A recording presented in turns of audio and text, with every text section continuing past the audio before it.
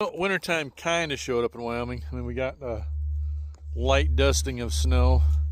Kind of call that a skift, but it's about 4 degrees out, so temperature wise it showed up, but I think it's supposed to be up to 40 something tomorrow, which will be interesting.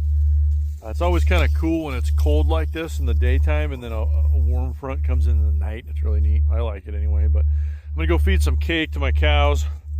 I don't have a real fancy cake feeder, it's just an old fiberglass water tank. There's a hole here, so I kind of patched it. I got a piece of plastic that I shaped like this corner, and then it's held in with screws and some chunks of 2x4 that are held down with some anchor straps.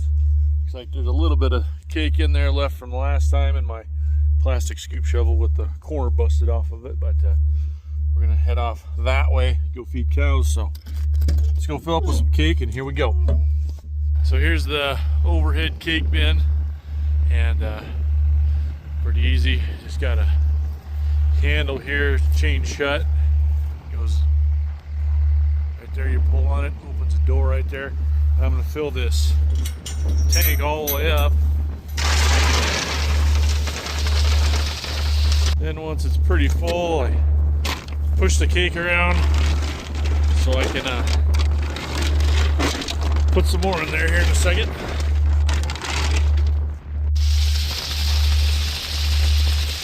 Alright, that's all the way full. You gotta remember to chain this thing shut. I don't want to end up with the whole cake bin worth of cake laying on the ground here. Fuel up out there, and the clouds are we're starting to get some clouds, so the temperature's dropping out there. So my whiskers are starting to freeze, but that's how it goes.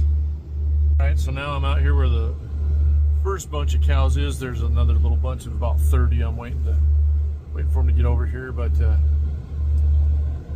where I'm gonna feed, and out there in the sagebrush. Hopefully they'll kind of trample and kill some of it. Sagebrush isn't very tough. A couple of years ago, they fed hay all over out here, did that bale grazing, and killed a bunch of this sagebrush. And I don't know if this will do the same thing, but maybe knock it back a little. It's really thick right here. And then you can see up there on that hill, it's really thick there too. So I kind of knock it back when I can. I tried to do kind of two different ways of filming me feed them the cake, but the first one I set this cup holder deal, the phone on it, on the roof of the pickup, and that didn't work. This cold weather with the little breeze making my eyes water. Then I tried setting it in the tank in the cake, and that wouldn't work either. So then I took and actually set it on the ground back there. That didn't work either. All you saw was cows standing there. So got 2 more bunches to feed, so we'll see if I can get it then. All right, so we'll try this again. I'm in here now where the yearlings and weaned heifer calves are. So the first step I got to do, I got to put it in low range, and then wait for that little light to quit blinking and say 4 low. And then it's a manual transmission, so then I got to stick her in first, and then it'll just crawl along, and then start shoveling the cake. So I'm gonna go try to set this up so I can get a video of me shoveling cake, I guess. And then if it doesn't work, then I guess whatever. I'm just not real great at this stuff yet, since I'm using a cup holder tripod deal, but we'll see how this goes. All right.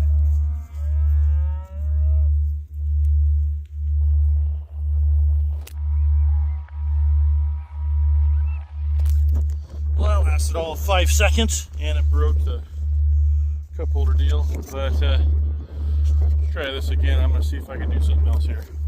All right, there's a little knob on the back of that deal that holds it into the cup holder, and you can adjust it. Anyways, I got to kind of twist it up on a barbed wire fence right here for a branding curl. So we're going to see if this works. Off I go.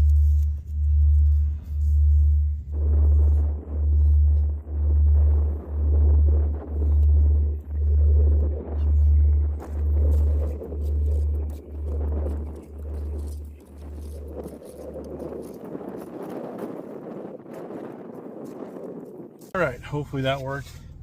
Got that little bunch fed. I've got one more bunch to go feed, but I think you get the gist of it. I guess that's kind of what I get for trying to use sort of junk stuff to film stuff, you know. The crazy thing is, I used to be a professional wildlife photographer, so I've got some really nice tripods and stuff. I just don't have the setup to put a phone on them.